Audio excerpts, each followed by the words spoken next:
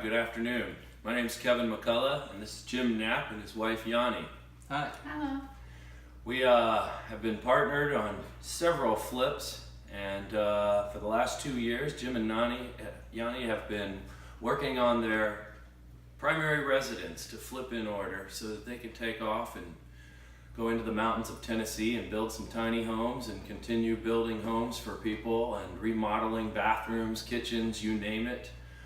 So we're sitting here at their kitchen table, and well, I just wanted to kind of go over with Jim and talk. We were going to talk to you guys about some of the different things that homeowners don't think about when getting ready to sell their house, or just to try to really set a room off and to really make it more open and inviting to their company and just their everyday lifestyle. So Jim, what do you think about all these different flips that we've been through? Well, we've done 4 or 5 of them now at this point. There's been headaches, issues, some easy to get through, some more difficult to get through. Kevin and I butt heads once in a while, but that's all part of a good business relationship. There's been plenty of back and forth on the positive though, and that's really what it takes. Kevin and I have definitely been able to come together more than a handful of times over the years. Been flipping houses together now for about 3 years or so, and our business relationship goes back 15 plus years. So there's rapport there, and that's really what it takes to get things done as far as I'm concerned in this industry. Yeah, and how about all the different times we've had to redirect one of our subs, or try to figure out pricing on who we're going to use for the granite or the kitchen cabinets, or where or what tile. Man. Absolutely. Well, budget is always, at the forefront, especially for me, because I'm the one who's typically at the beginning of things when it comes to trying to figure out if a property is going to be worthwhile to get involved in or not. Really crunching those numbers and making sure that it's something that we can get done and can do well on in the end. So I know I'm always very budget sensitive, and we typically don't get to touch that budget. Usually you're getting somewhere over that budget. It's a matter of where you put that dollar as far as I'm concerned. I think the two of us have been extremely successful with every one of our flips when we have to, figure out, well, what has to change in order to stay on budget. We may not dress up a room as much, or we may not use that tile or that backsplash that was, $12 a square foot instead of the $3 a square foot. We may have to tweak something, or dress up a wooden deck instead of doing a paver patio or something. Absolutely. Well, the experience, I think, comes in there. Something that I've always prided myself on is, taking $5 and kind of getting that $1 million look out of it.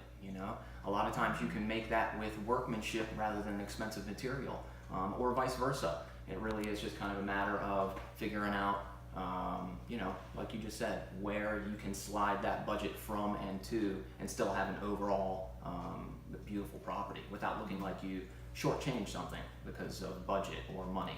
Honey, what do you think as far as your outside looking in and involvement between the boys and the different construction headaches and things?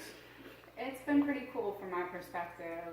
There's one thing I've always commented on when it comes to you guys is you're great communicators. If there is an issue, you guys communicate very well and come up with a solution, and not everybody can do that, and so I really commend that. But it has its growing pains when you flip a property. But I think collectively we've been quite successful at coming up with a plan to just execute and get it done without lacking the craftsmanship. I think that is very important.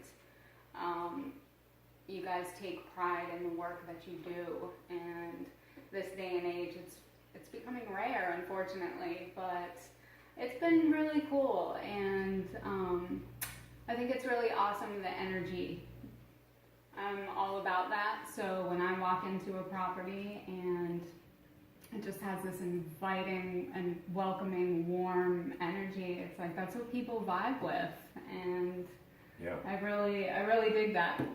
I think in the research that I did in flips before I decided to get involved, I started to notice the difference between what we call a lipstick flip or a lipstick remodel and a true blue flip property. A lipstick remodel is, they're typically your big companies who are coming in, they're buying a handful of houses at a time, they're big dollar people, and they come in and spruce up with some paint and some carpet, and they feel like they have themselves a top of the market home. And I saw those homes sit on the market for months and months and months, and you see those ones that have the bathroom completely redone and the kitchen redone, and the 100% remodels, 100% in my eyes anyway. I'm sure others will have other opinions, but those homes, they're on the market for a week or two and they're gone. That really tells the tale. You can really get the feel for the real thought and hard work and craftsmanship that goes into a property, as opposed to the others. So that was something I always prided myself on. Yeah, and that's really one of the main things that I think helped the two of us get to conclusions and get the same result at the end. I mean, we were on the same page a lot of times. I didn't have to worry that your crew would not clean up after this, that, or the other, or you'd be ready when you set a date, and we landed on that date, and those things are all important, and it's just really been a pleasure working with you, and I'm really excited to sell this last house for you. Yeah. Likewise, Kevin. Thank you. All right. Appreciate it. Thanks, my man. No problem. Thank you.